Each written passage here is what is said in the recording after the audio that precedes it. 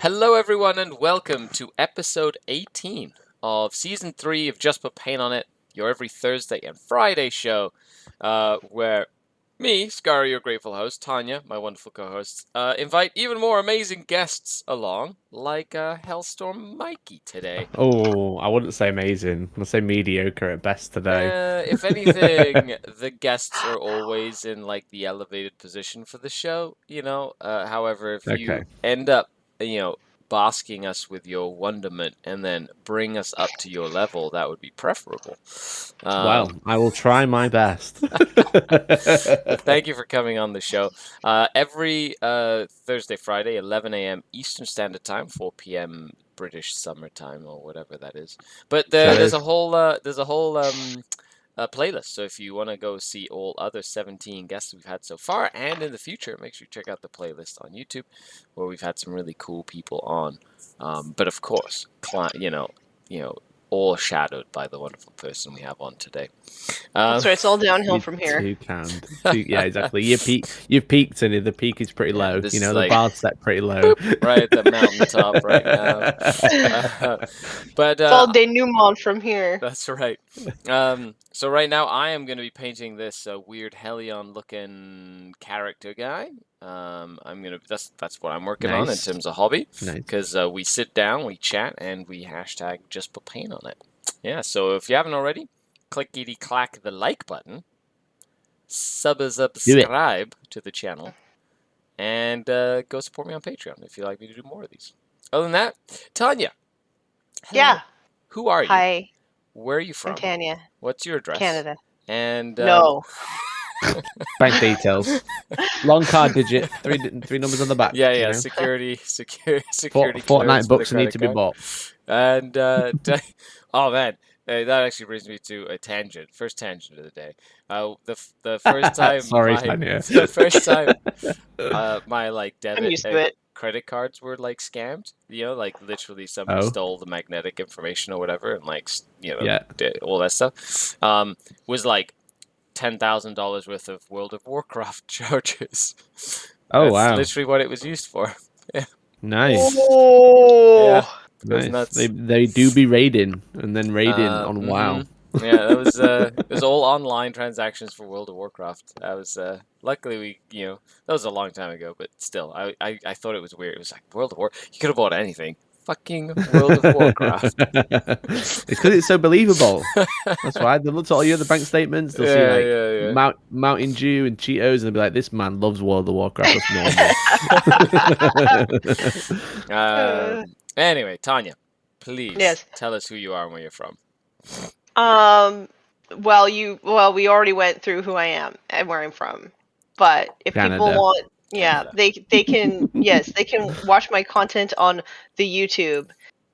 They can listen to me on Forged Narrative Podcast. They can, what else? Instagram, Patreon. Nice. Those are the 4 big ones. Yeah. Hell yeah. Yeah. I'm excited because I recorded my very first like hobby video for YouTube. Like it's not a tutorial, it's just I have a guest Nice. talking about like painting and converting and stuff. Sweet. Excited. That's always really fun. I like hobby videos like that. It's nice to sort of like mix it up a little bit. And what are you working on Nice today? change of pace. Yeah.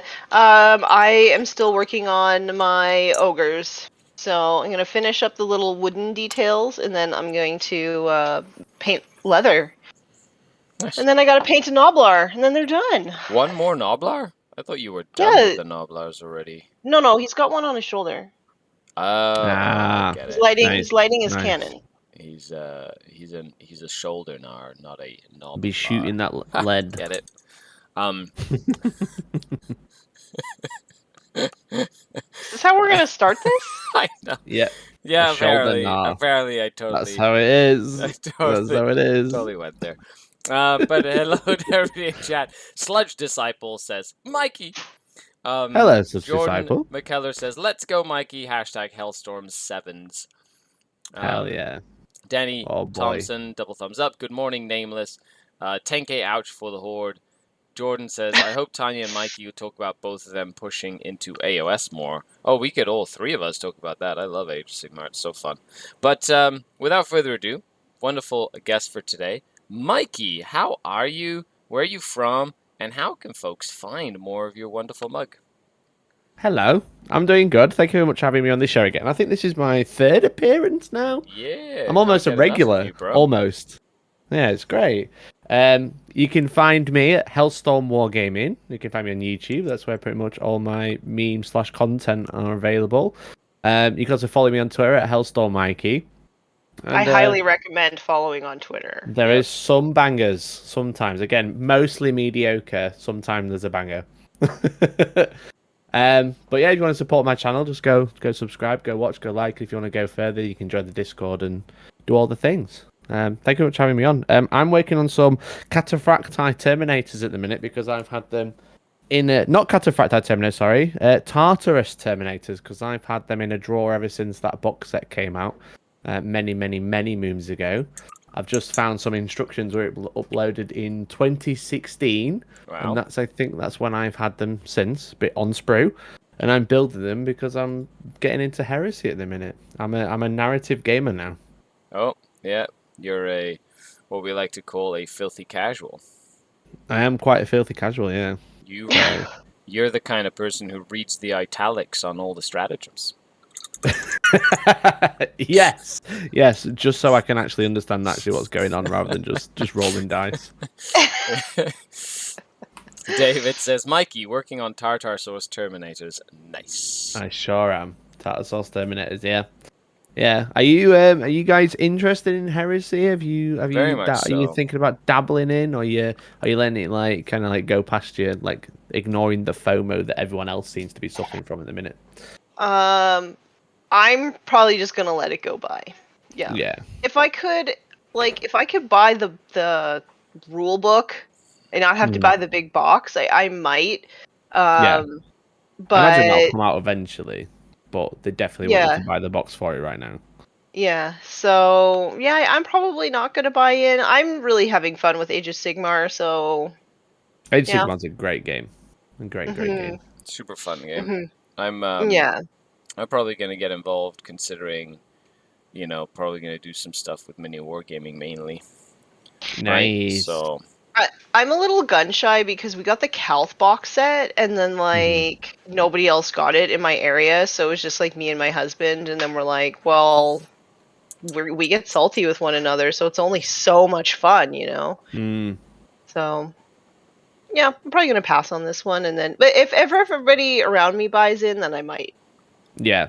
It's quite interesting because I was talking to some local heresy players in my area, and they were like, it's really hard to get a game in outside of the couple of people that we already know, because it isn't as popular. Which I suppose is a problem for most war games, outside of 40k and Age of Sigmar, because they're the biggest. Yeah, I feel if it's something you're super passionate about, you can build a community. Right? My husband and I really wanted to dip into Age of Sigmar, and nobody was playing, so we're like, well, I guess we'll put our... That's our job. Yeah, I guess we'll put our, leadership hats on, and away we'll go. Nice. Yeah, but now we have people to play with. Right? Yeah, we have...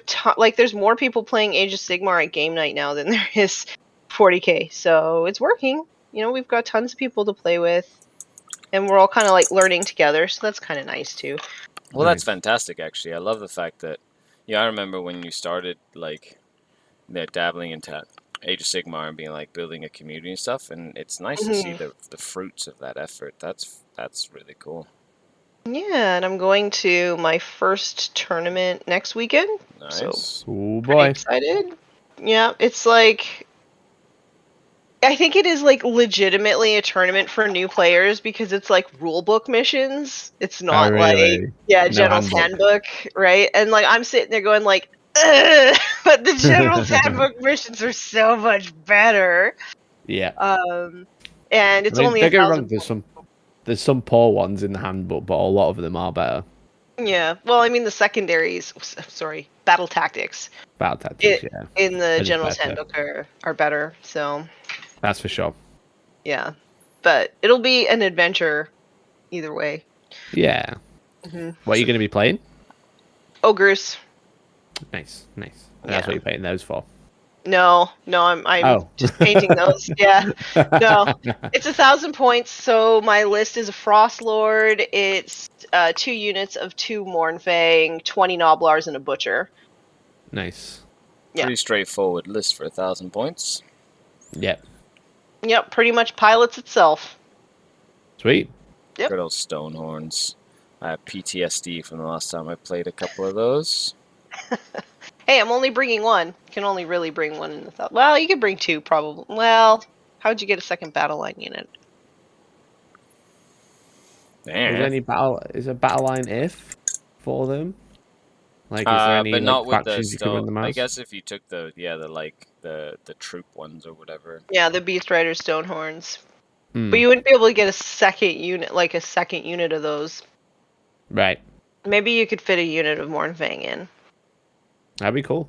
That would be gross at 1,000 points. That's what I said. That'd be cool. The rules dictate what is fun. Okay. Yeah. That is Oh. how we. That is how we know what is fun and what is not. The rules dictate. The rules tell us so. Yeah. Your opponent's face afterwards. If they're smiling, you've done bad. Oh! If they don't want to be your friend anymore. You did it right. You've won. You won the battle. Excellent. Oh dear. They won the battle if they're smiling, but you won the war. Hey, Shadow Sun, how's it going? Says hello, chat. Hope people are doing well. Doing very well, actually. I am freaking exhausted after moving this week. I'm so tired. Yeah, you moved, don't you, to a new place? Yeah, I am legitimately exhausted. Like I've been getting up early and going till late, just moving stuff and back and forth and organizing and cleaning and I'm feeling it today. Like my eyes are tired, but I'm having fun painting and hanging out with good peeps like yourselves. Good. So this is the first time that we're gonna have one of our videos stay for posterity, Mikey, because the other ones would end up disappearing into the void.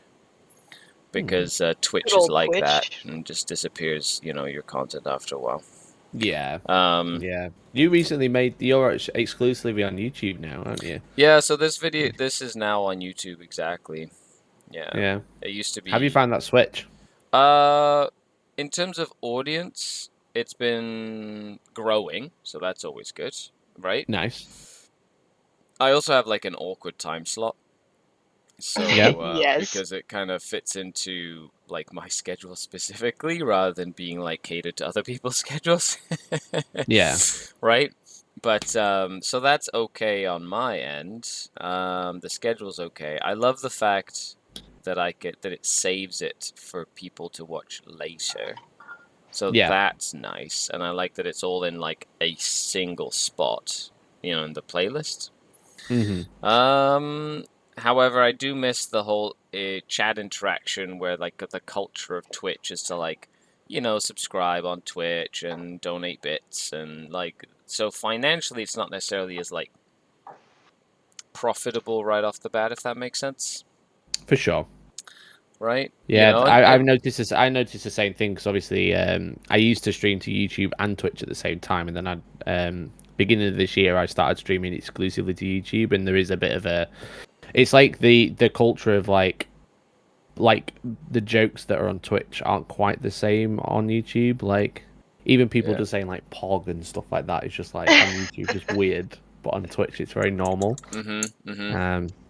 But I've mostly it was just because Twitch is just such a bad platform to grow on. Yep. Yeah. And we're obviously small fish in a big pond in the whole YouTube/Twitch ecosystem. Like, so I was just like, well, I'm splitting my audience, which didn't really make sense. So I started to just stream to YouTube instead. Yep. And so in that case, it's been good. Yeah, again, of course, everyone's, the culture, like super chats and stuff, everyone, like that'll eventually grow. But the thing I'm the most excited about is having the videos all like saved in one spot. Yeah. And also when I go live, it's a lot easier for people to just join the stream because a lot more of the market that we kind of work with is on YouTube rather than on Twitch, if that makes sense. Yeah, If exactly. you do so a little bit of that market research, and then other than that, it's been good. Like I can't complain really. Sweet. I was finding when I was at the end of my Twitch career that like I'd be on for 2 hours and then people would be like, "Oh, I just got the notification." Like, Yeah. what? Yeah. I've been on here for like so long. So, and that's the other thing. Like, it's really hard to do 3-hour streams, but because of that, because of just like the way that Twitch works and not being discoverable, you'd have to be on that long in order to get people to filter in. Whereas I feel like on YouTube, you don't have to, you don't have to be on that long. It doesn't take up like Yeah. your whole day to stream. It's just because YouTube has such a better way to find videos, to like find Mhm. content when you're not live. Like actually Mhm. finding people Yeah. when they're live on Twitch is a lot easier than on YouTube. But finding content when you're not live is better on YouTube. Yes. Which Mhm. obviously the longevity of that is YouTube just far superior. Because you're easily discoverable on Twitch whilst you're live, but then as soon as you're offline, no one can find you. Yeah. So obviously, unless you're streaming 24 hours a day, every day, then YouTube just works out better for everyone. Yeah. But it's a better platform to watch stuff that isn't live. And Yeah, if I could be live every day, all day, right? Then you'd probably put it on Twitch or something. But yeah, exactly. streaming an hour and a half twice a week or whatever, like I just do it on YouTube, and then Yeah, it kind of goes exactly. up with my other content and stuff as well. So, hey, let's talk wargaming. Oh, how's it going? Nice to see you. Hey, Dom. Just put paint on it, gang, says Deep Games. Antonio from Deep Games. Hello, Robert Hi, Lamborn. Oh, boy. Hello, Heckers. Hey, yo. Alistair says, Mikey, smiley face. Hey, Alistair. Hey, Skari, is that the Ghost Miniatures Archon on the Skyboard, Robert? Yeah, it is. It is. It is the... is that where it's from? Ghost Miniatures? It's like... I don't think it's an Archon. It used to be the Baron, like the model that people used for the Baron Sathanix or whatever. This one here, Mikey, so you can see it on the camera. Yeah. Nice. Ta-da! But it's a lot of fun. Cool. Yeah, it's like there's a lot of detail in this miniature. There's a lot of movement on this miniature. I'm not sure if I should do the cape. I kind of want to do I'm not sure if I should do the cape the teal or if I should do the cape the pink. What do you think, Tanya? Do you have pink or teal on it yet? No. None at all. Are you gonna put both colors on it? Well, because normally what I do is I do pink, like on the capes and stuff, right? Or teal on the capes and stuff, and then I do orange on the hair because he's like a Hellion, so the orange will go on the hair.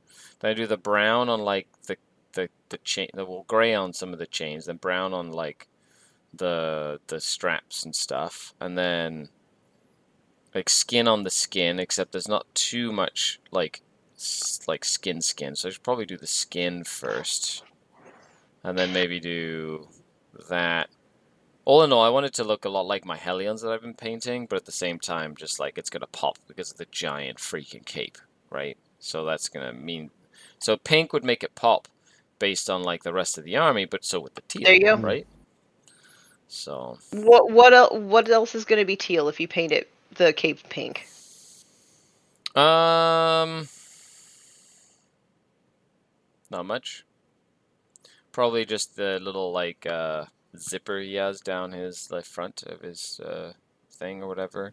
That and potentially these two accenty things. Yeah, if I did teal, that would actually work really well.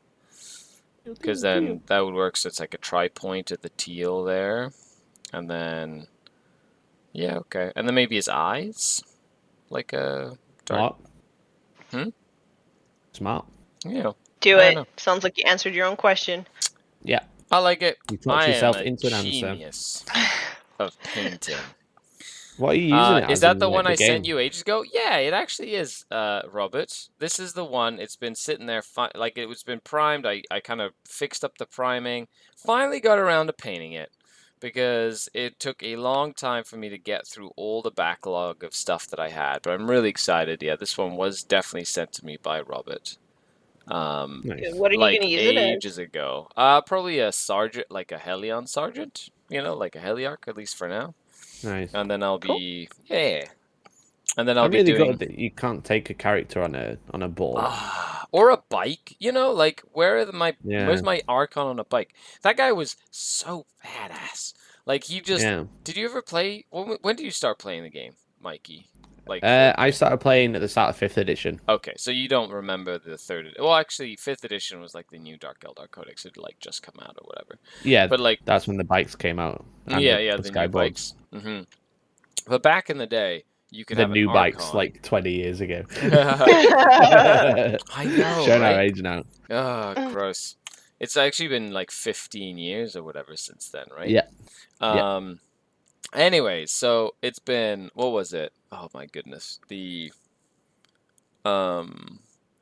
bikes themselves, an Archon, right? So you could put an Archon on a bike and you could give him or her combat drugs. It was like an upgrade you could give them. And then combat drugs, yeah, Xanthiades were putting paint on it. Combat drugs weren't like a thing where you just rolled on a chart or picked something and you got like a stat boost. It was literally a list of 6 different things that you could give. Since you play Heresy, a lot of this stuff might like seem familiar or similar to you. But it was back in the day, there was no random dice charges. You just charged a certain You just have distance. 6 instant, yeah. Unless you were jump pack, in which case you charged 12, or like there was different ways you could get longer charges. So you could pick at the start of your turn, you could pick any number of choices on this drug cocktail. So you could do one that made him like charge 12 instead of 6. You had one that gave him like an extra attack, one that gave him extra strength, one that gave him a reroll hit rolls in combat or something like that, one that gave him always strike first in combat, right? Like initiative 10, right? Which back in the day was essentially like high initiative or whatever. And you could pick any and all. So for each choice, you would roll the dice.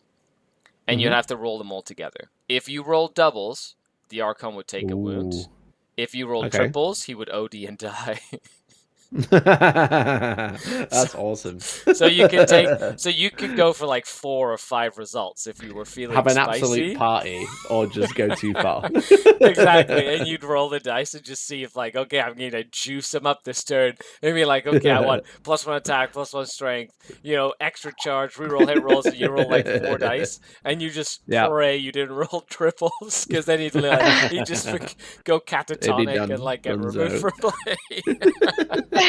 That's hilarious. But he was like, he was killy enough that he'd like wipe out full squads by himself. Like he was like a little demon prince. I'm not like surprised. He was just absolutely murderous. It was really fun. It's like that. Have you seen that animation of Caldor Drago in the warp? Where it's flash kits. Basically, the like first just, like, thing they ever did. Snorting warp dust and just flying around, just killing everything. That's the Archon. The Trails of Drago, whatever it was called. Yeah, freaking that's legends. Okay, legendary. I tell you. Big. BDE, legendary. Okay, where's the Browns? Where are the Browns? I need Brown. Oh, there's the Browns. Found you. But yeah, I always wanted an Archon on a hoverboard because I wanted to make like a wasp themed Drakari army. Sweet. So, like, all like black and yellow. Oh, did you ever watch Venture Bros? Tell me you've watched Venture Bros. No, never seen it. It's an animated series called Venture Bros, and they have like like one of the bad guys is like the bee man or whatever, and his henchmen are just dressed like onesies that look like little bees with tiny little wings. It's fucking hilarious. Really? And it just reminded me it'd be really funny to have them like be like little wasps with like little, like the red and black or whatever. It'd be so funny. Yeah. Xanthiades says Archon starts foaming at the mouth and just collapses. Yep. That was always the risk you took when you decided to go into the drug cocktails with the Archon and the drug dispenser. Worth the risk, though. A lot of the times it would have been, yeah. Especially if you really needed to murder something. You're like, if I don't kill this, I lose anyway. Might as well just go for broke here. YOLO. Exactly. Yeet, YOLO. YOLO yeet. YOLO yeet. YOLO. I don't know. Oh, are we gonna get a serenade? Nope, I've stopped myself before it even started. Oh. That's the problem, Skari, on YouTube. Now you've got to make sure you don't get copyright claimed for all your singing. I know, right? I can't do Baby Shark anymore and just No, like none of pretend. Eh. That's too bad. What a I shame. know. I have the little hat too. As I was packing, I found the little like foam hat thing that I used to wear. With the, I was like, buddy, oh pal, the Monarch. There you go. Zentiades knows what I'm talking about. The Monarch from Venture Bros. Thank you for knowing the reference. I really Entertaining appreciate him. it. Yeah. So you just recently moved studios, right? Like you went from your little house, right, I where sure you did. took up like your entire living room, dining room area, to Yep. like an actual legitimate business studio. So how's the move been? And how's it been settling into the new place? Yeah, it's been good. The move itself was tough. I think the last time I was on the show, was it like this November, December? I was just about to move, I think. Mm-hmm. And then I took 2 weeks off to do it, which turned into 5 weeks. Long Because move. it was quite a lot. Yeah, because it was like not only was I just moving, which was it's about 45 minutes away from my house as well, so not only was I moving everything, I also had to like renovate the place because it didn't have carpet or anything. It was just like a bare room. But it's based in Sanctuary Gaming Centre, which is actually where I run my tournaments, which has been very convenient because all my stuff is there ready to go. But once the move was done, and it was like that was like obviously the most stressful bit. It's been really good because I'm in a new room now, which is like a spare bedroom, which is secluded. I can shut the door. My body pillow remains, as you can see. Yeah, of course, definitely. So it's nice to have like a separate room where I like work, and then I shut the door and I can go to the rest of my house. That's like been the nicest change. The hardest change is I'm just terrible. I'm really unorganized because I keep leaving stuff in the wrong place. Right, I'll be like, oh, I'm gonna go film a battle report, and I'll get to the studio, and I'll be like, my codex is at home. Damn it. Or vice versa, where it's codexes, cameras, batteries, any other like recording gear, or vice versa. Like I'll do something at home and I'll be like, oh, I left it at the studio, Yeah. So the most recent one is I was filming some Horus Heresy with just the core rulebook, but I left just the core rulebook at home. So I had to go back and get it. That's a good 3-hour detour, right? Or a 2-hour detour? Yeah, it's about 2 hours. Yeah, just to go grab your codex and come back. Yeah, I was like the guy I was filming with. I was like, yeah, let's get there for 10. Get some breakfast and then we'll go play. How about dinner and then play? Yeah. Yeah, it was a night. So except for bits like that, it's great. It is just like. It's good and bad having two places which are an hour in between each other to do your job that you used to do just in your house. At the same time, as someone who has worked from home and has not worked from home, I do appreciate the separation of like church and state, if that makes sense. Yeah. You know what I mean? Like it is very nice to be able to go, this is my workspace, this is my house space. Like when I'm working from home, I have very clear, like I have to get dressed, like to work, right? And I have to make sure that I'm in work mode, or else I literally, if I'm in pajamas all day, I won't get any work done. You know what I mean? So I have to like be very, very specific about that. But if I had like an office, it'd be a lot easier to like, it's like why I closed the basement door and I'm like, it's my space, my space, and it's like, this is work time.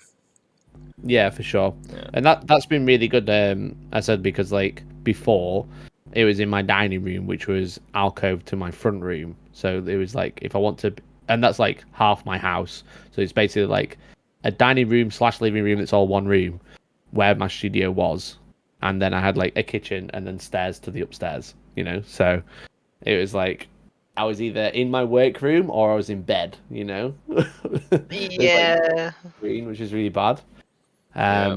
Because so having the separation and being able to move like the battle report stuff to its own place out of the way, which is much nicer to invite guests to because it's a much larger space, so it's not as cramped, which is nice. Yeah. It feels much more professional, and it's just a nicer space to work in because it's all like soundproofed, and I've been able to decorate it, and I've got like my nice wall and my nice display, and like in my old studio, again, studio in inverted commas because it was a dining room, I had all my models behind my board where I was filming, and it was great when they're on display, but because there were just so many models on there, because it's just storage, it just looks really bad and really messy. So it's been nice to go to like from like a janky setup to like a really professional setup, with the problem of I'm just useless and I keep leaving things in the wrong place. Well, at least you have your body pillow. I do have a body pillow, yeah. Wahapedia has been like a godsend. That's funny. Yeah. I don't think that I could make battle reports. Okay,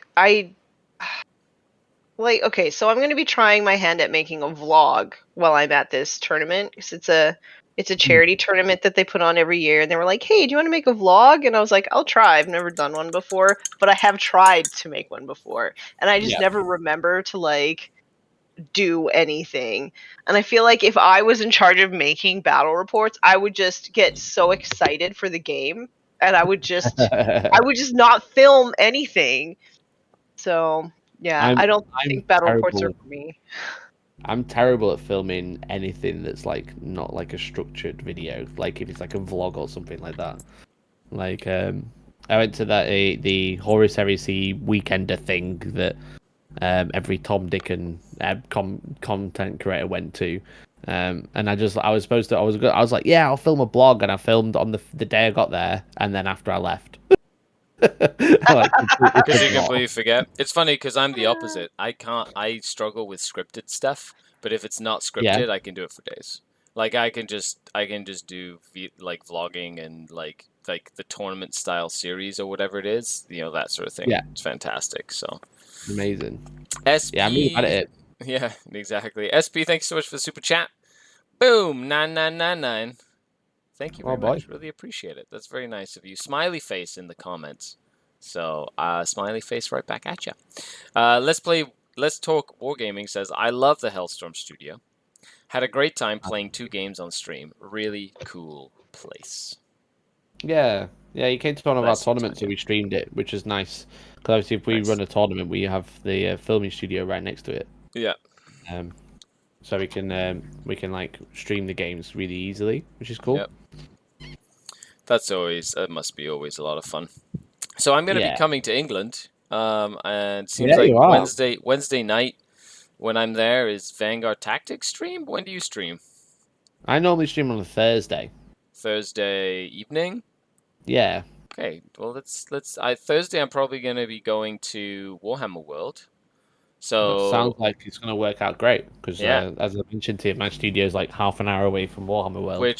So what happens is on that Thursday, I'll probably do like a full day at Warhammer World, and I'll just be hanging out and meeting and greeting and talking to the folks there or whatever. Maybe have like a, try and find that gosh darn assassin again, and then so I could literally spend all day trying to find that stupid thing. I'd be sure. And then maybe we could do the stream after that. We could do the thing. I'd be on the 18th of August. So if we could do that. I'll have my 40k stuff with me, but I can play either or. So we could play some 40k. Yeah, whatever works for you. If I'm in your house, I play by your rules. Are you bringing Black Templars? No, I'll have my. It'll be right after the WTC, so I'll have my Dark Eldar with me. So, nice. But I don't have to play like Dark Elder. Like I literally could borrow something and just play it, but whatever. It You could doesn't. play Dark Eldar. We could upset you before you go to the World Team No, Championships. it's after. I'm not He'll doing a already be tour of upset. everybody after. I'm gonna. Ah, I'm right. doing. Okay. I'm not going before because I would literally not sleep, or I'd be so distracted the entire time that I'd get to the World Yeah. Championship. I'd be like, my brain would be fried. So I'm gonna go to the championship first. Then I shall do a Smart. tour of Because you England. don't want to be upset by me on the Thursday night before the event. Correct.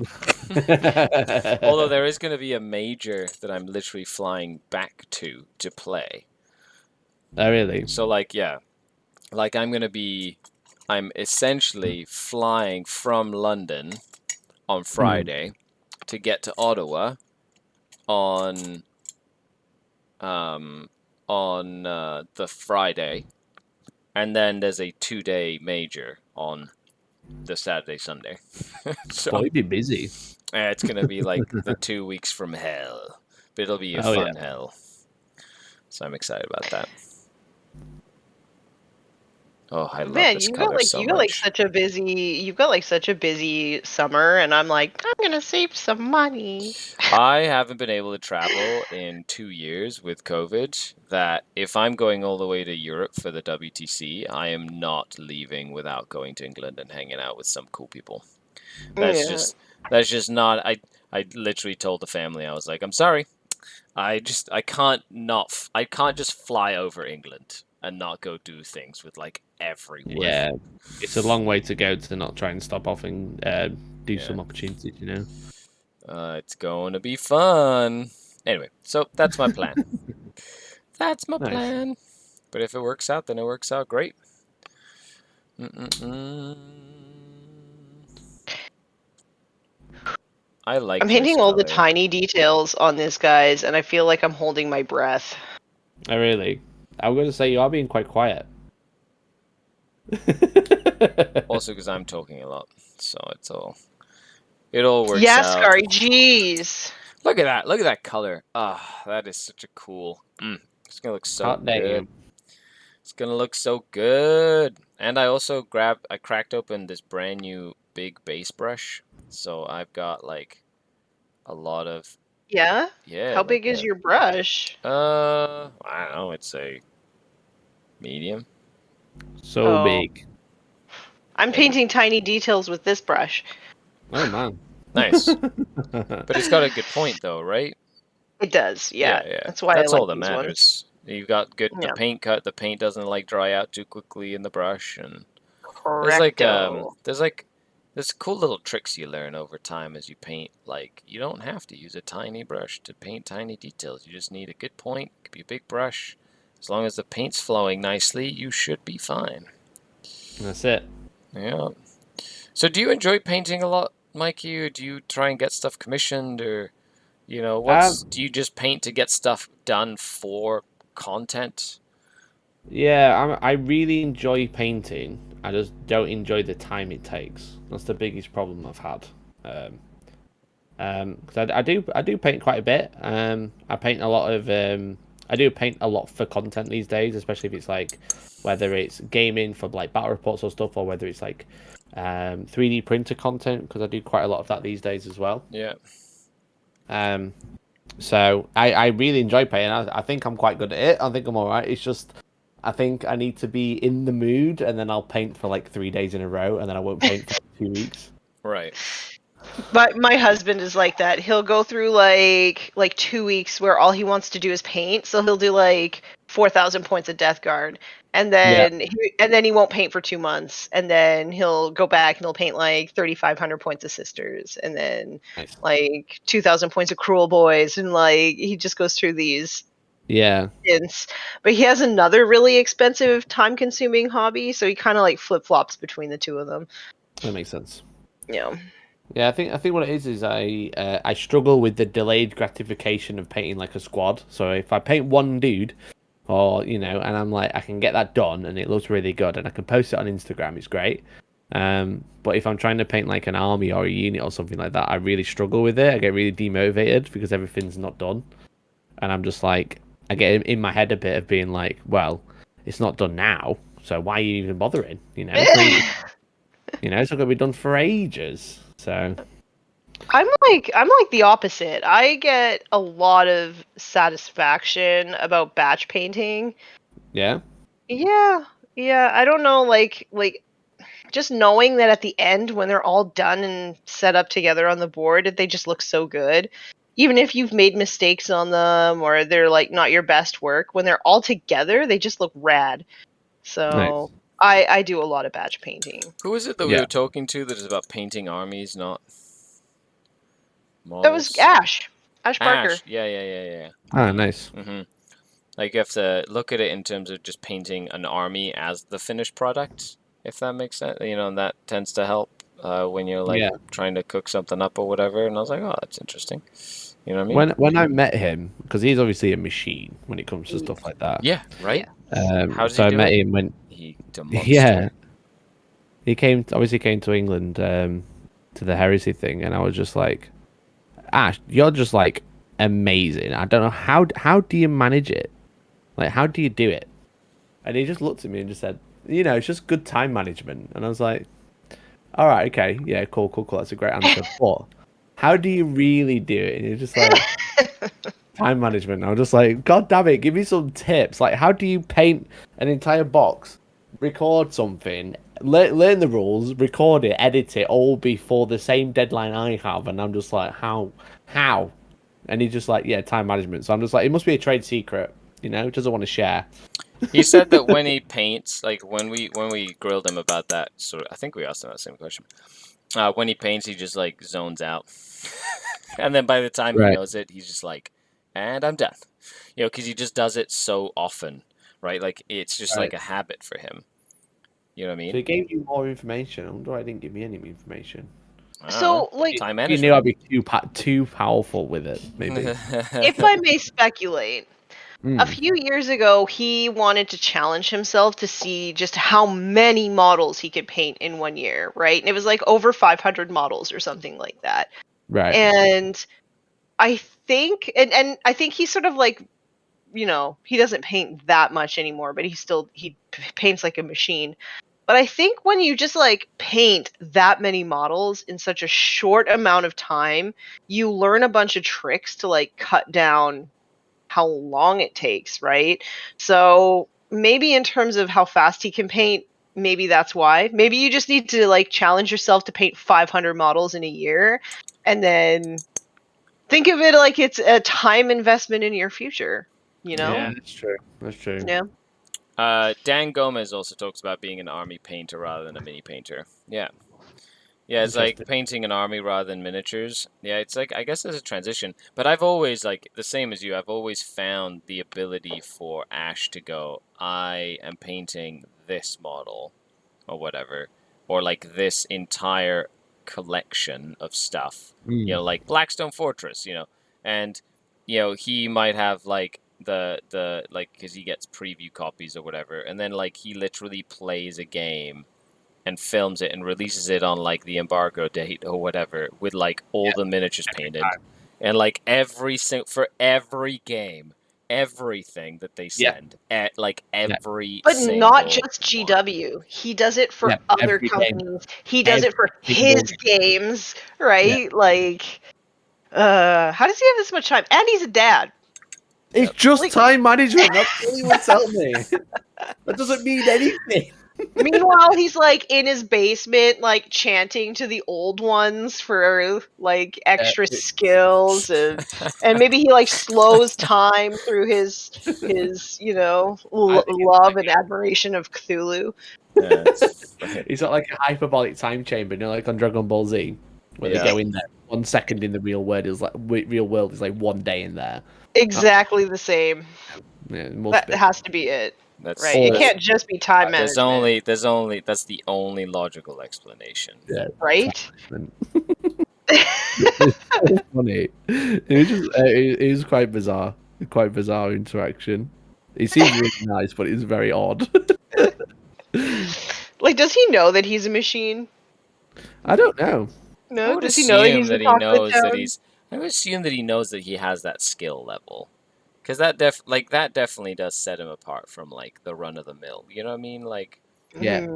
so that's definitely like Like every that's like time a fully painted box set, a battle report, like 4 videos of him reading the entire book to you.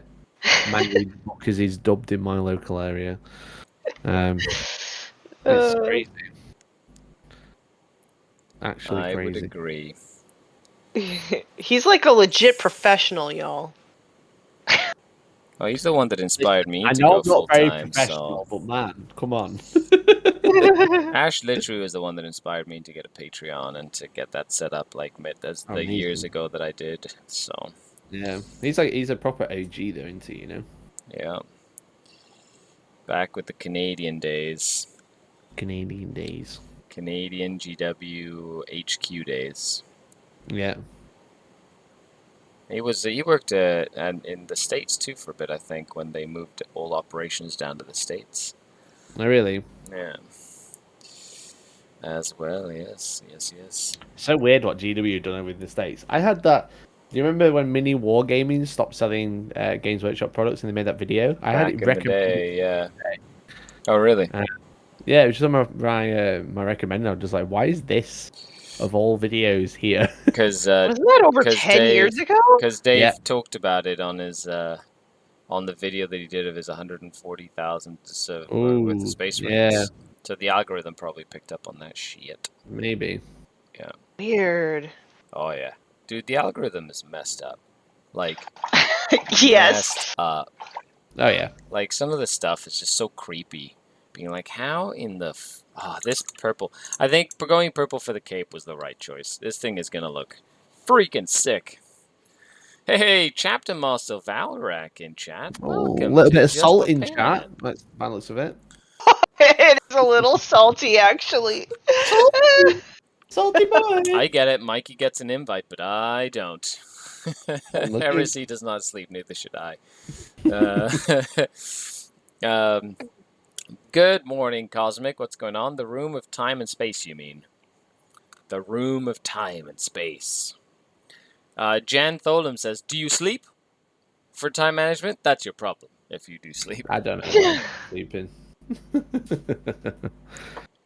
But hello, welcome everybody to hang out and chat with us today. Oh, I need to do another coat on this cape. Oh my gosh. I am exceedingly excited about life right now. Oh. You sound it.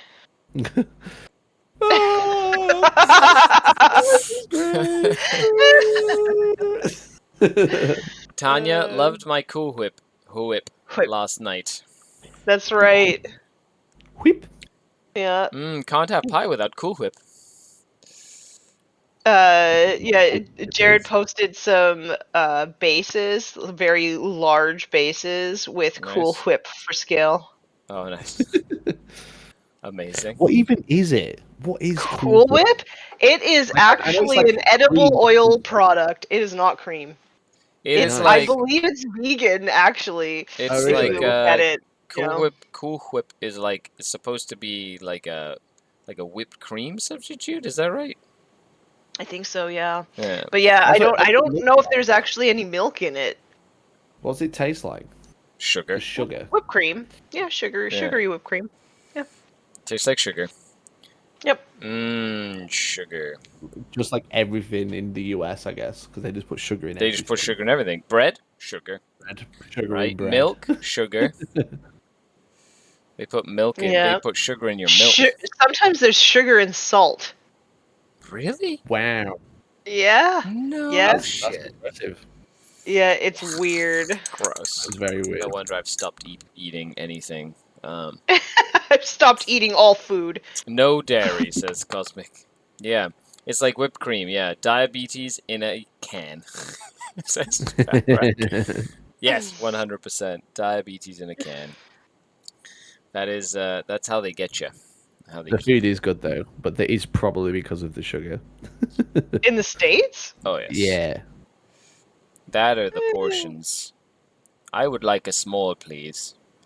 It's Oh, yeah. extra to have the small. What do you mean it's extra to have the small? I've only been to the States once, and that was for Las Vegas Open. But it was good food. Yeah, but that's Vegas. I Like think I'd that's excess that's to like the obviously maximum. Did you ever It's go like to the Heart Attack Grill? No, I didn't. No, I didn't go to the Heart Attack Grill. Okay, I that went was fun. We took Ace Face. Oh and, Jesus!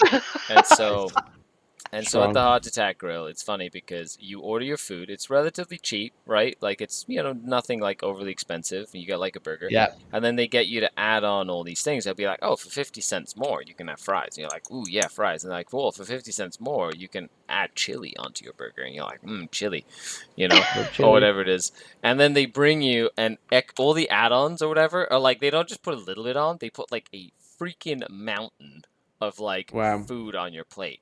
Like thousands of calories worth of food. And if you don't finish your meal, the very attractively dressed nurse like ladies that serve you your food. Very attractively nice ladies. They grab this giant cricket bat with like holes in it, and like they line you up. They literally a paddle. It's a giant paddle. They line you up facing the plaza. Okay, there's this giant see-through window, and there's this rack that you have to hold. And they grab this giant pallet and they smack you on the bum 3 times for not finishing your food. Wow. So let's just say Ace Face. I feel like those hard. women could be making way more money with those skills. No, but at the same time, I feel like it's like, they let out their frustrations on the customers that don't finish their food. Like, it was like, they were hitting them hard. Like, it wasn't just like a little... Yeah, they're probably getting made... Like, they're probably making minimum wage. Freaking, like, and they have to wear these stupid-ass nurse costumes. Anyway. Get ogled at by men. Yeah, of course they're going to take out their rage on you. I finished my food because I did not want to have a bruised coccyx like Ace Face had after. So I've heard stories of Ace Face in Vegas, so he sounds like he has a great time. Ace Face was a great time. It was He's a menace. Yeah. He is a menace, but he's also got a heart of gold. Yeah. Anyway, let's just say that was my experience of eating food in Vegas. Yeah. There you go. Tanya, check your Discord again later. I posted one more critical picture. Okay. It's critical. Critical. All right. All right. I do a bit of work, and then when I'm done, I will hop on to the Discord. After I'm settled in, I'm definitely going to be going more into the Minecraft server there, Jared, because I haven't played Minecraft in a while, so it'd be nice for everybody to kind of hop on and play some Minecraft again. Been nice knowing you, Skari. You know what? I have this project that I was building, and I really want to finish it. I feel like I left it like half done, and I just want to finish it, and it looks cool and stuff. So I'm one of those that'll like play Minecraft and then won't touch it for like a year, and then I'll start playing it again, and I'll play like solid for like a month. Right. And I won't play it again. It's nuts how long. Like the thing is, it's dangerous because once you get into it, you're just stuck in there forever. Yep. I'm like, Hotel California. I love it. I love it, and I love it. But at the same time, I'm like, I need to do other things. Yeah, I'm a bit obsessed with a mod pack called RL Craft. With all like real life craft. Yeah. That's really, really good. Yeah, it's also really hard good too. Yeah. Yep. So I'll play My that. son likes that one too. Yeah. I'll play that one, and then I'll play it for like 2 months, and I'll be sleep deprived, and then I'll stop playing. I love Minecraft. It's actually really fun. I've never actually beaten the dragon yet. Oh, really? Yeah. In like survival, every time I've gone to fight the dragon, something bad happens, and then one time I was like, I had my super loyalty trident of doom, and I threw it off the cliff, and it never came back to me again, and that was very sad, and that depressed me. So did you flip the table? World. I deleted the world, started all over again. Yes. I was very frustrated at that point. Mm-hmm. Oh, yes. Go, Purple Cape of Doom. I love the sculpting on this cape. It's like there's so much movement on this miniature, and I freaking love it. I think I'm gonna dip my toes back into role playing. My husband wants to run a game for me, and I'm like, Oh, yeah. yeah. So we're gonna play Call of Cthulhu. Nice. Nice. Jared And, says the dragon killing is forbidden until we can all do it together. Oh yeah, 100%. Like we're not gonna do it until we do it together as like a team. I know Kyle's been on building some stuff on oh the god, server or next whatever. time you go in, it's gonna be like it'll be like a 1-to-1 scale model of like the Enterprise or something. Oh my If Kyle's god, been in there. that sounds incredible. He's I think he was like a just building his machine in that giant. He game. was just building a giant like castle. I think is what he Yeah, was it's, building. it's gonna be friggin' giant. It was a pretty big castle last I He's saw. also on vacation right now, so if he's on vacation and in Minecraft, like it's gonna be insane when you go back. That also makes sense.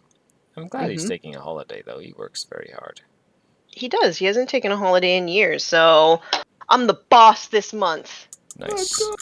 The entire month. That's amazing. Yeah. Let's Talk Wargaming has a question.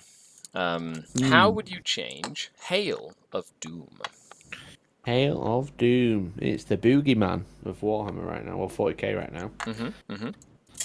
Have you had the pleasure of playing against it? Yeah, but I played Dark Eldar, and Dark Eldar are okay into Hail of Doom because we're so fast we can go kill all the little things that hide in the back. So it's like a tough game, but I have found that it's not a terrible matchup for the Drukhari, personally.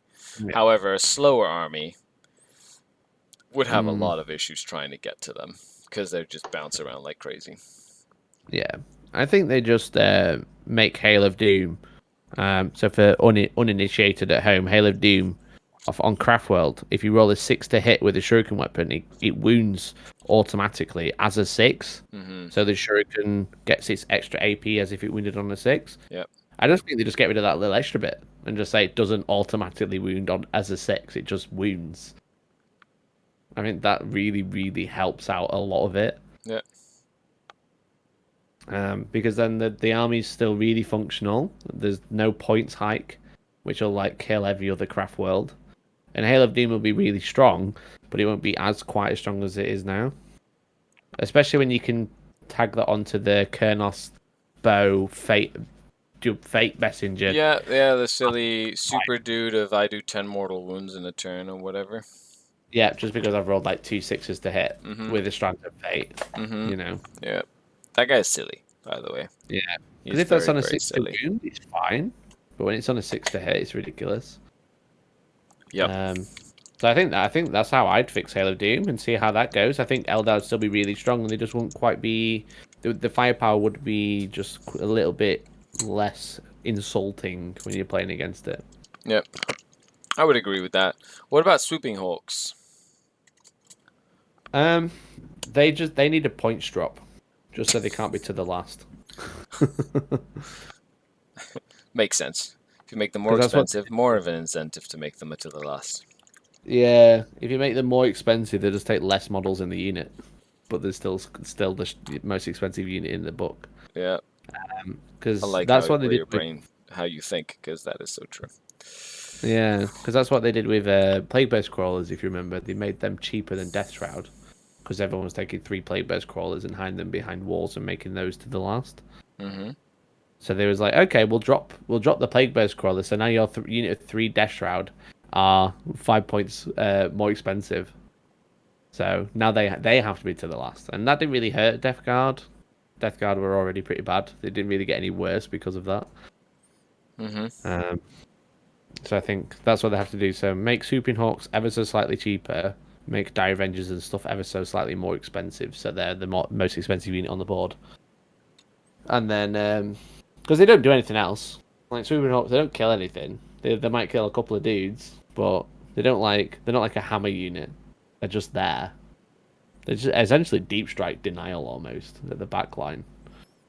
Well, as a Dark Eldar player, you saying that Swooping Hawks don't do anything is like cancer to my ears because they are like one of the most dangerous units against me.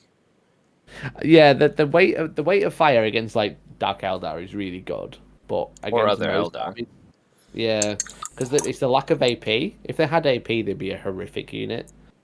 But now they're like quite a specialized unit, I'd say. You could just jinx an enemy. It's like giving them AP1. Plus, then they True. ignore cover, right? With Hail of Doom or whatever. So it's like you're rolling off your Yeah. saves, and they auto wound. So you're just taking tons of saves. Like the value in that is strong. I don't know if did they get Hail of Doom? Did they get that benefit? Cause No, not the Hail, the one they ignore cover though, right? Because that's the second part of it. So yeah. So it's like you're just taking it on your base save. Yeah, it's true. making you take a million saves. All consuming for Hail of Doom? See, I could see that, or the fact that like a 6 to hit auto wounds but doesn't count as a 6 to wound, so then you're not like topping the you're not getting the AP3 on that. Or AP4 on the Dyers or whatever. I think that's the big kicker for Hail of Doom is the auto wounding, the counting as shurikens, so getting extra AP on a 6 to hit. Especially because like the guide changed where you can reroll all hits rather than failed. So if you can just scoop for 6s, like Guide and Doom, you just roll in roll to hit, pull out the 6s, reroll everything because you can, and then roll to wound, reroll everything because you can. Just looking for those 6s. Yeah. It's just a bit ridiculous. That is very true. My armored contempt telling everyone else biggest fear is useless. Cries and guardsmen, says Jordan McKellar. Yeah, guardsmen don't really care. They just die. Guardsmen don't like swooping hawks either. That is very true.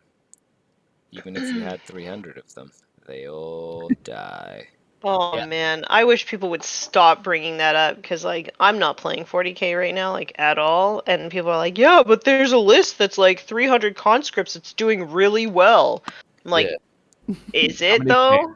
It's, let's say it's one guy with 300 guys. Like it's one person playing one list. Or them even.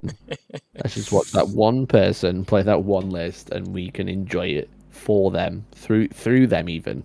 Yeah. Me moving 110 racks around over the weekend, that alone was like enough to make me really tired. You know, having to move 300 models around, like, just 3 times that amount of models. What counts as doing really well? Not losing the game. Right? Like, is he going in 3 and 2? Like what is this really well? I think he went like 4 and 1 at a GT or something like that. Like I think he did okay at a GT. Like it was warranted. Like he did okay. The thing about those lists is they just don't let your opponent score points, right? So they just win by, like, you can kill 200 models, but if you don't score primary, you just don't win. You know, like, so it's just a matter of math. Like, how many bullets does your army actually have? Like, do you have 300 hits and wounds over the course of the game? Like, you know, you don't have enough. Doom does. Yeah, Hail of Doom does. Hail of Doom definitely does. Not being table turn 3 is a measure of success as Cosmic. Oh. I think so. I love how like we're cutting. You guys aren't making me. You guys aren't making me want to come back to 40k. Let me just say. 40k is a terrible game. So let's dive in. Okay, so that's a good chance for us to jump into AOS, right? And why, like you, Mikey, you've been really enjoying AOS and kind of like having a lot of fun playing with it and kind of doing like jumping from 40k to more of an AOS like game mechanics and stuff. What made you make the jump, and like what are you finding with the game that you like so much? Well, I think I've always been interested in Age of Sigmar. I played Fantasy back in the day, and I played Age of Sigmar when it first came out, and then I had a Nurgle army, so I started playing that in Age of Sigmar, and that is pretty good right now. It's a pretty decent army in the meta. A lot of people saying it's an A or S tier army, which has probably boded quite well for me to like try to start playing competitively, and that's the army I'm playing. But I think Age of Sigmar is like, it's not everybody's game, that's for sure. It's like if you play 40k doesn't mean you're gonna like Age of Sigmar, but the community is very different, which is Yeah. actually really refreshing. They're a lot more hobby centric in Age of Sigmar. So like, I played in a tournament on a Tuesday and a Wednesday What? a couple of weeks ago. A And Tuesday Weird. and on Wednesday? a PT in the middle of the week. Yeah, the idea of it was the idea of the tournament was for people who don't get weekends off naturally. They normally have to book them off. There was like, well, if you can come during the week because you might not work Tuesday, Wednesday, and that was the idea of it. And being a silly influencer like myself, I could choose what days I have off or go and work in inverted commas to go and play the tournament. But there was 25 people there, I think, or 26, and one person had actually got the days off. The rest of them all worked Monday to Friday, but had booked the time off to go to the tournament, which I thought was hilarious. Amazing. Yeah, but in that tournament, I went 4-1. I lost the last round to the winner of the event, and that person also was nominated for best army at the same time. Ooh. Which in 40k, that's just unheard of. you know? Right. The best army is speed painted 2 weeks before because they needed it to play because the book just came out. Yeah. Yeah, but the game itself, I think someone said to me the other day that Horus Heresy is a narrative driven game. Age of Sigmar is more of a competitive driven game, and 40k is like a really weird middle ground. I think whilst Age of Sigmar has got a really casual player base, I think it's more suited to competitive play. Interesting. Because I think the game system works a bit better, but the randomness of the double turn also controls the meta quite well. Because people can win games that they shouldn't. Yeah. Double turns. I would Yeah, you have actually to be agree with aware of that. it for sure. Yeah, it's like the games are made them, like they're just how can you put it? They're like you can be winning a game but then lose because you played into a double turn that you shouldn't have, or played against a double turn you shouldn't have because someone else like really capitalized on it and it shouldn't have happened, which really skews the win rates of all armies. So it's much harder to track the competitiveness of all armies because there's such a massive mechanic that changes the game so often. But I think it makes it more interesting. Yeah, it keeps it way more exciting. It's much more dynamic, and you have to think a lot more about like the what ifs, right? Because in 40k you're just kind of thinking one turn ahead, whereas with Age of Sigmar you almost have to think 3 or 4 turns ahead, and you have to think, do I double turn? Do they double turn? And then do they double turn again after that? Like you're thinking like there's a lot more depth in like the branches out of what could potentially happen. Yeah, exactly. Because especially like turn 3 when you can start, the person who doesn't have the turn can start removing objectives, and you could be like, oh, I could double turn, but my opponent gets to remove an objective, so maybe I don't double turn right now. Then I can save it for turn 4, or maybe they'll double turn me earlier, and then I won't be able to. It's lots of stuff like that. And I think my final point is I think the missions are just far superior in Age of Sigmar right now than they are in 40k. Because 40k is very stale because we've had new missions, but really it's just different deployment types and different layouts. Yeah. And everyone is going mad for Tempest of War, and Tempest of War is much closer to Age of Sigmar, in my opinion. Obviously, it's based on Maelstrom of War, which has obviously always been a 40k thing. But in 40k, you choose 3 secondaries and you play the rest of the game. And if you choose 3 really bad secondaries, or even one, you're effed. Yeah, you're screwed. You're already 15 points down out of 100. Yeah. Where in Age of Sigmar, if you choose a bad battle tactic, you're like, no worries. Next turn comes up, I'll just get a really good one, because I chose it at that point. Yeah. And Tempest of War, obviously you're drawing random, essentially battle tactics, but secondaries every turn. And you can either do them or you can't, but the next turn you can ditch them all and redraw, so it feels very similar. We're actually running the first Tempest of War 40k tournament in the UK in 2 weeks. Nice. and a lot of people are really excited for it. And it's a really big new crowd as well. It's like I don't really recognize hardly any of the names out of our regulars, which is quite interesting. Because I think a lot of people are more excited to play that at a more casual level than they are kind of like getting into the GT packs, because they were fun. Don't get me wrong, but they do feel a bit samey. I know there's Yeah. a new one on the horizon, but I hope it really does something drastic, because it's just a bit boring. Not gonna lie. Yeah. I'm playing in a TTS tournament Hmm. right now through the Party at the All Points Discord. Okay. And because in my local area, we all sort of started at the same time, and we're all very like super casual, right? We're very hobby focused. So everybody's like, Yeah. I painted this unit, so I'm going to play it this week, right? Yeah. And I love that. But I Cool. also love like to be a bit more competitive. Like I like to dabble in both sort of ways of Mm. playing. And I was like, okay, well, I'm gonna dip my toes into this TTS thing. I'm probably gonna lose every game, but I really just want to learn some stuff. Give it a go. And yeah, so I'm playing Night Haunt in it, and I made a list, and apparently it's super meta. And I was like, whoops! I based that off of my 1,250 points that I got in trade, and then I just added more of that. Sure. So whoopsies. Anyway, I had we started our first game yesterday, and then Steam was having cloud issues, so kept like booting us out. So we saved it at the end of turn 3, and like I'm like patting myself on the back because it's like the end of turn 3, and I'm only down 2 points, and I was like, Nice.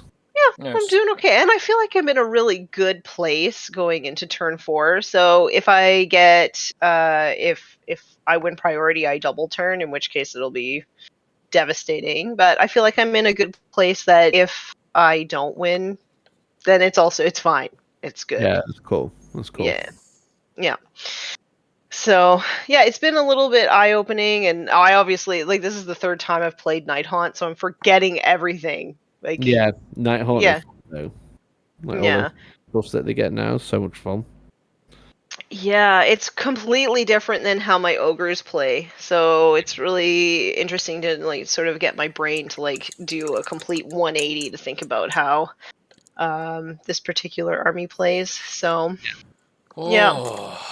Oh boy, But oh yeah, I boy. have this like 120 man, well, 20 bed sheet blob of blade geists that I feel like he got it down to like 7 models left, and then throughout the next 2 turns, I have 16 models left in this unit. Like it's just ridiculous. Yeah, Blade Guy's the fun. Yeah.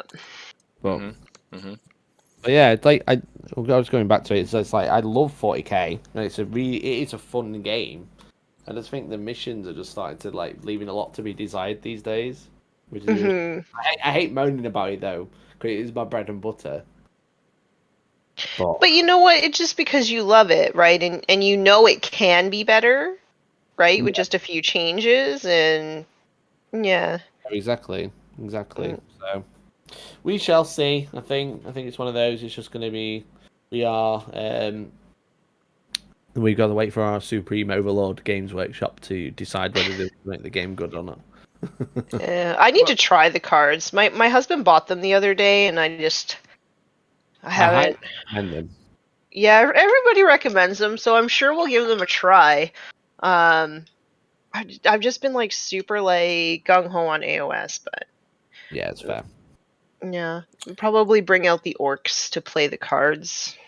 Yeah, it's cool. I do. Yeah. Yeah. Mission when I started playing AOS 3.0 or whatever, and the battle tactics mechanic came out. I was like, this is what 40k like secondary should be, because it's being able to like at the ebb and flow of the game, and that like because a good 40k like competitive player will be like, I know what secondaries to pick every time. But like somebody who makes like a quick mistake or misjudges like their opponent, or you can like, I'm gonna take assassinate, and then your opponent's like, I'm gonna hide all my characters in reserve. Good luck, you know. And they just mess with you, you know, for the whole game or whatever, and it can lead to some like non-interactive feel beds, which is especially when like a list is built around like as you said, like swooping hawks. yeah. The really reason people take those is for to the last, so they just guarantee 15 points just by turning up, which is cool at a list building level, but for a more casual player, it's really tough. Yeah, makes sense. Hail of Doom Arrow from Fantasy Battles. Hail of Doom being it's a battle trait for Eldar for shuriken weapons that makes shuriken weapons really, really strong. Meta Mikey strikes again, says Jordan. Sure do. That's right. I keep telling people. He's like If lightning. you say something loud enough in 40k, it becomes true. There you go. You're welcome to Eldar players for your Hail of Doom lists. That's right. I made that. Oh boy, we can blame you, can we? Amazing. Sure can. Why not? That's right. Blame me. You're just gonna send. Everybody's gonna send their angry emails to you. It's all your fault. But he's okay. He's ready for it. He's prepared. Exactly. He has prepared for such an eventuality. That's exciting. Shadow Sun. Oh, Cosmic says, I love Tempest. I sleeved my deck. Nice. That's when you know that you're serious. That's impressive because they've got a really weird card size. There's a lot of really weird sleeves out there, though. True. Which is typical Games Workshop. They won't do like normal card size. They'll do their own. Of course. You've got to follow the marketing and branding, right? Like you can't have somebody buy non-branded like Tempest sleeves. Like you have to sell the right size Tempest sleeves. They don't sell sleeves. You got to get them through a third party. I didn't say they were good at it. Okay, I just said. Yeah. Change your tune now. I can flip-flop if I want to. That's my brand. They are tarot cards. Although, so I collect tarot decks. I think I have 30 tarot decks. None of them are the same size. So, but there is like some standard decks. Standard tarot size. Yeah, and then they do look about the same. Yeah. Didn't know they made tarot card sleeves, says Anthiades. Nice. Oh man, my favorite tarot deck that I have is like ancient, and it's like actual playing cards. So I just like shuffle them like you normally would a deck. Some people like freak out, but yeah. You foresaw that though. That's not how tarot works. Yeah. No, they're already in the order they're supposed to be. So in my opinion, it's more of like a guided introspection tool. It doesn't really tell you about the future. It tells you more about yourself. Yeah. But then again, I don't believe in like magic and fate and stuff like that. But it's a really good meditation tool, in my opinion. Cards are really cool. Yeah, it's cool artwork as well. Yeah, and if you think about it, a lot of Jungian psychology is based off the archetypes that you will find in tarot decks and stuff. So it's a really good way to just sort of like take a closer look at your life and your feelings and sort of figure yourself out. Nice. But you can do woo-woo stuff with it if that's like what you woo-woo stuff. It's weird stuff. Woo stuff, like bathing in moon water with like tiger's eye stones in it because you need to like clear out your auras or whatever. Woo stuff. Woo stuff. I was just Sims then when you said woo stuff. Sims? Yeah, because in Sims, they when you do get the woo, that's when you've flirted enough and they all go back to the bedroom and they call it. Oh, do they go woo? They do go woo, yeah, and that's why they call it woo. So I was really confused. I've never played Sims in my life, but that sounds adorable. That is hilarious. Yeah, they can't call it anything else. It is a kids' game at the end of the day. Right. So is that how you flirt with Georgie? Hey, you want to go do some woo woo stuff? One of the woo woos. That's it. I'm like, come on, babe, time for woo woo, and then we just like down and we just kick them around, and then we're done. Fully clothed as well, you know, the proper way to do it, like just like Sims. The proper way. Oh You're left so satisfied after. yeah, big time, big time. Amazing. So do you have any plans coming up, Mikey? Like with the studio? Are you just like any yeah, any woo-woo Totally plans? changing the subject.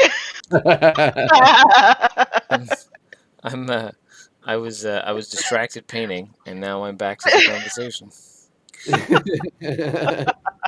We're running a content creator tournament, which is being fully endorsed by Steamforged Games for their game called God Tier, Nice. which has been fun. So that's in a couple of weeks now. So actually, no, it's next week. It's not in a couple of weeks. It's next week. So we've invited some of the some content creators from around the UK to come and play in a tournament for a game most of them have never played before, and to see how that will go.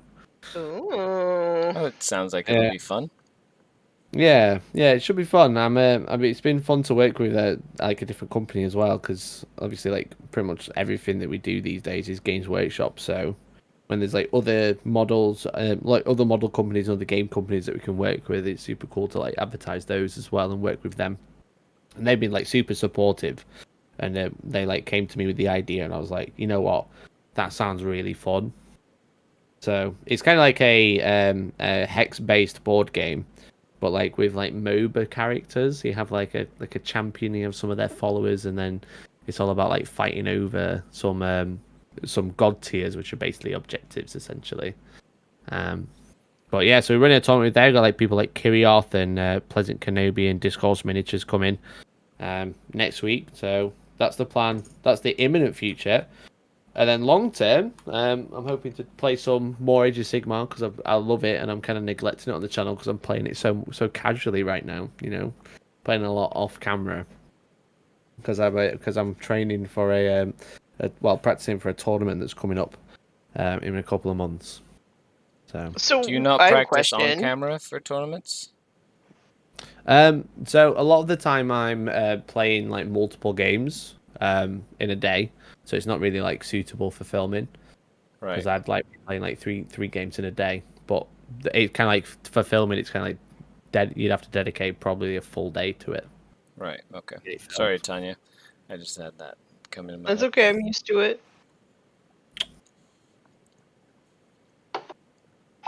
Awkward.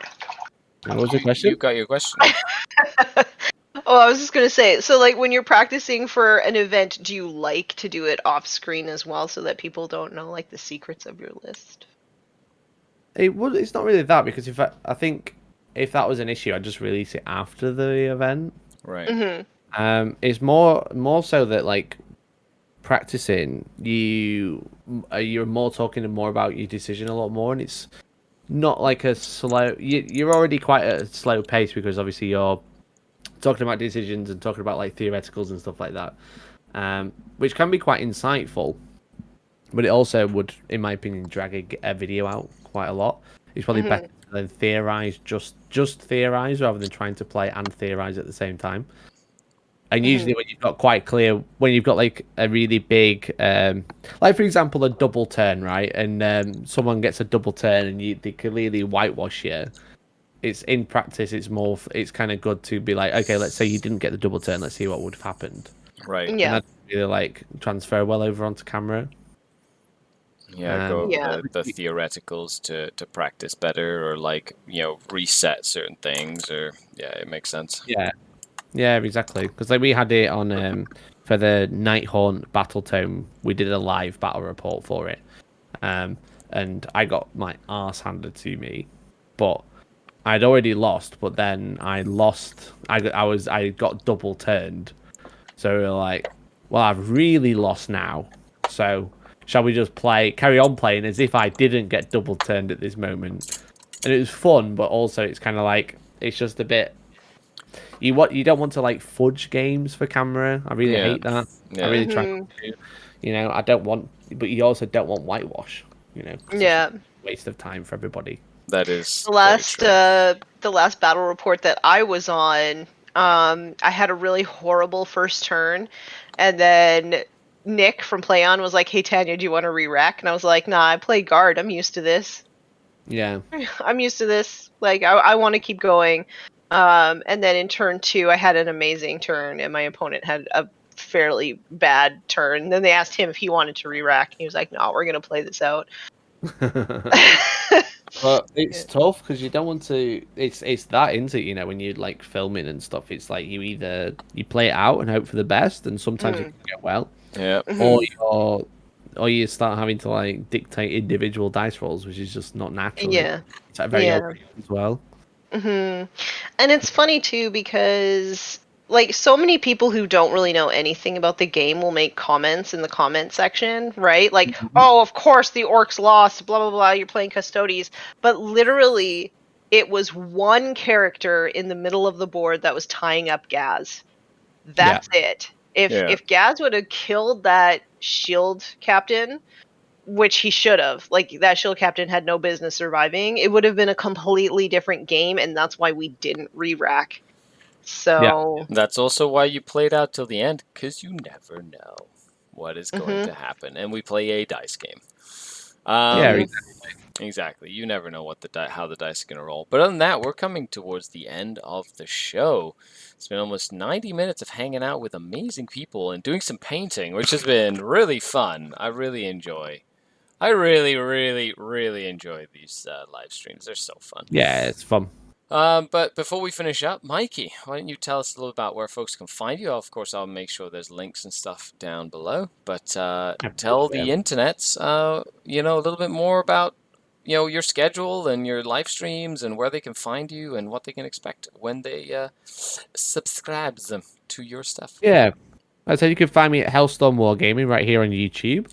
I live stream Monday, Wednesdays, and Thursdays every single week.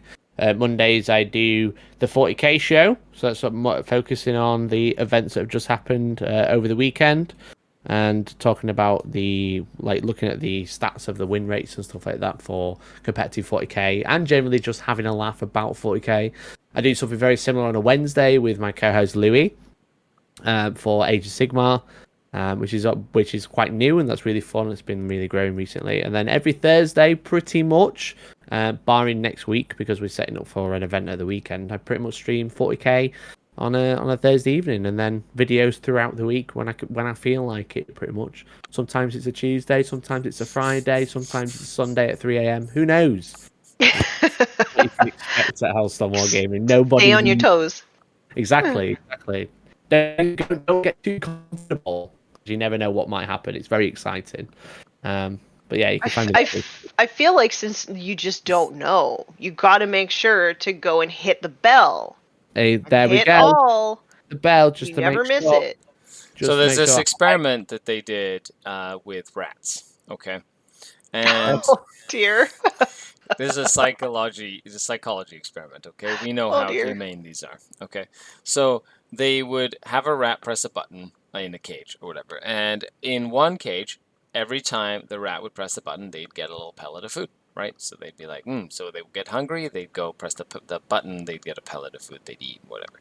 In another one, it was like a pattern, or they had to like complete a puzzle to then like get the food. So then they'd like learn that they had to complete the puzzle to then press the button to get the pellet. So there was like, or press the button 3 times, and you'd press it 3 times and get a pellet of food. So then whenever the mouse was hungry, they'd press it 3 times.